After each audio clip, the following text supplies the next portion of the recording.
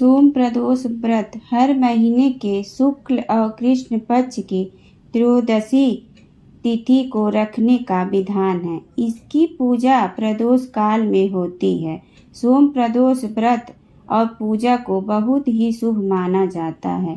प्रदोष व्रत वाले दिन व्रत रखने और शिव जी की पूजा करने से मन की हर मनोकामना पूर्ण होती है। सोम प्रदोष व्रत की पौराणिक कथा। एक नगर में एक ब्राह्मणी रहती थी। उसके पति का स्वर्गवास हो गया था। उसका अब कोई आश्रयदाता नहीं था, इसलिए प्रातः होते ही वह अपने पुत्र के साथ भीख मांगने निकल पड़ती थी। भिक्षाटन से ही वह स्वयं व पुत्र का पेट पालती थी। एक दिन ब्राह्मणी घर लौट रही थी तो उसे एक लड़का घायल अवस्था में कहराता हुआ मिला। ब्राह्मणी दयावश उसे अपने घर ले आए। एक लड़का विदर्भ का राजकुमार था। शत्रु सैनिकों ने उसके राज्य पर आक्रमण कर उसके पिता को बंदी बना लिया था और राज्य पर नियंत्रण कर लिया था। इसलिए वह मारा मारा फिर रहा था। राजकुमार ब्राह्मण पुत्र के साथ ब्राह्मणी के घर रहने लगा। एक दिन अंशुमती नामक एक गंधर्व कन्या ने राजकुमार को देखा तो वह उस पर मोहित हो गई। अगले दिन अंशुमती अपने माता पिता को राजकुमार से मिलने लाई। उन्हें भी राजकुमार भाग गए। कुछ दिनों बाद अंशुमती के माता पिता को शंकर भगवान ने स्वप्न में आदेश दिया कि राजकुमार और अंशुमती का विवाह करा दिया जाए। उन्होंने वैसा ही किया। ब्राह्मणी प्रदोष व्रत करती थी। उसके व्रत के प्रभाव और गंधर्व राज की सेना की सहायता से राजकुमार ने विदर्भ से शत्रुओं को खदेड़ दिया और पिता के राज्य को पुनः प्राप्त कर आनंद पूर्वक रहने लगा। राजकुमार ने ब्राह्मण पुत्र को अपना प्रधानमंत्री बनाया। ब्राह्मणी के प्रदोष व्रत के महात्म से जैसे राजकुमार और ब्राह्मण पुत्र के दिन फिरे, वैसे ही शंकर भगवान अपने दूसरे भक्तों के दिन भी फेरते हैं। अतः सोम प्रदोष का व्रत करने वाले सभी भक्तों एवं कथा पढ़ने वाले को सुननी चाहिए। एक बार भगवान शंकर तथा पार्वती जी नारद जी के साथ भ्रमण को निकले। चलते चलते वे चैत्र शुक्ल तृतीया के दिन एक गांव में पहुंच गए। उनके आगमन का समाचार सुनकर गांव की श्रेष्ठ कुलीन स्त्रियां उनके स्वागत के लिए स्वादिष्ट भोजन बनाने लगी।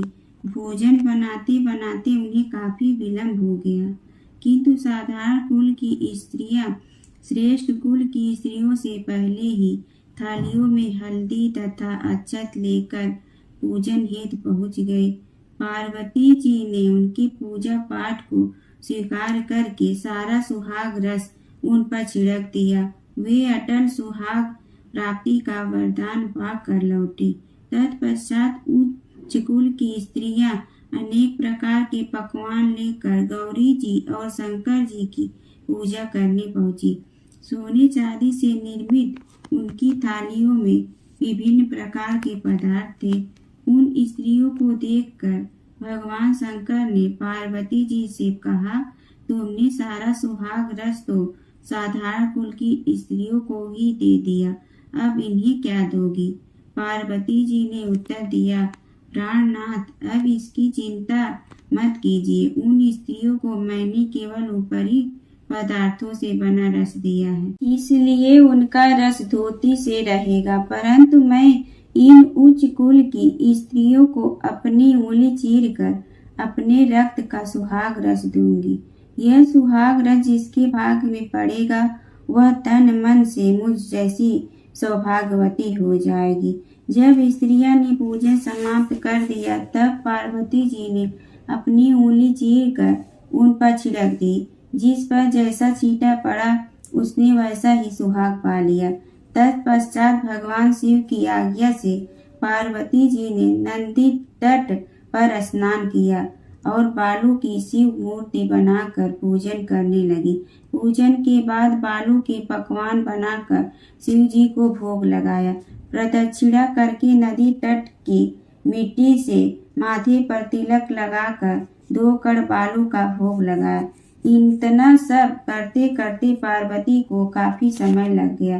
काफी देर बाद जब वे लौट कर आई तो महादेव जी ने उनसे देर से आने का कारण पूछा।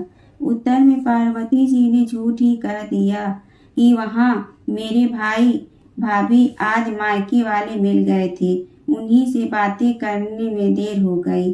परंतु महादेव तो महादेव ही थे, वे कुछ और ही लीला रचना चाहते थे। अतः उन्होंने पूछा, पार्वती जी तुमने नदी के तट पर पूजन करके किस चीज का भोग लगाया था और स्वयं कौन सा प्रसाद खाया था? स्वामी जी पार्वती जी ने पुनः झूठ बोल दिया। मेरी भाभी ने मुझे दूध भात खिलाया, उसे खाकर मैं सीधी यहाँ चली आ रही हूँ। यह सुनकर शिव जी भी दूध भात खाने की लालच में नदी तट की ओर चल दिए। पार्वती दुविधा में पड़ गए। तब उन्होंने मौन भाव से भगवान भोले शंकर का ही ध्यान किया और प्रार्थना की, हे भगवान, यदि मैं आपकी अनन्य दासी हूँ तो आप इस समय मेरी लाज रखिए। यह प्रार्थना करते हुए पार्वती जी भगवान शिव के पीछे पीछे चलती रही। उन्हें दूर नदी के तट पर माया का महल दिखाई दिया। उस महल के भीतर पहुंचकर वे देखती है कि वहां शिव जी के साले तथा सलहज आदि सब परिवार उपस्थित थे। उन्होंने गौरी तथा शंकर का भाव बिना स्वागत किया। वे दोनों दिनों तक वहां रहे। तीसरे दिन पार्वती जी ने शिव से चलने के लिए कहा, पर शिव जी तैयार न हुए।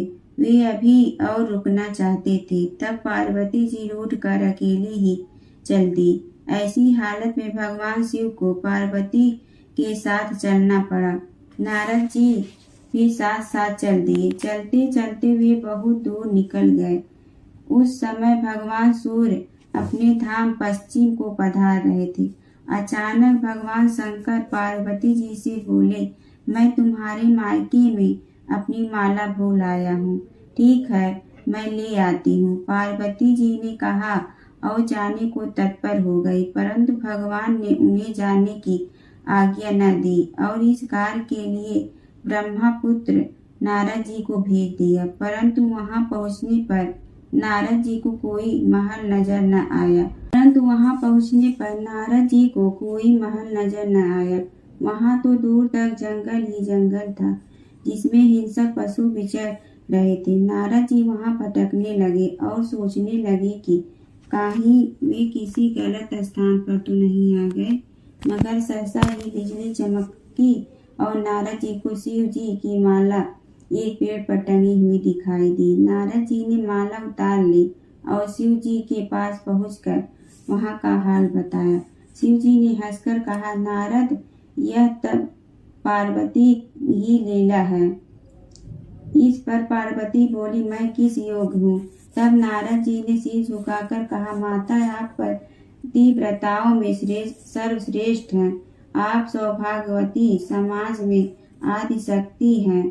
यह सब आपके पतिव्रत का ही प्रभाव है। संसार की स्त्रियां आपके नाम स्मरण मात्र से ही अटल सौभाग्य प्राप्त कर सकती हैं और समस्त सिद्धियों को बना तथा मिटा सकती हैं। तब आपके लिए यह कर्म कोई सी बड़ी बात है? महामाये गोपनीय पूजन अधिक शक्तिशाली तथा सार्थक होता है। आपकी भावना तथा चमत्कार पूर्ण शक्ति को देखकर मुझे बहुत प्रसन्नता हुई। मैं आशीर्वाद रूप से कहता हूँ कि जो स्त्रियां इस तरह गुप्त रूप से पति का पूजन करके मंगल कामना करेंगी, उन्हें महादेव जी की कृपा से दीर्घ आयु वाले पति का संसर्ग मिलेगा।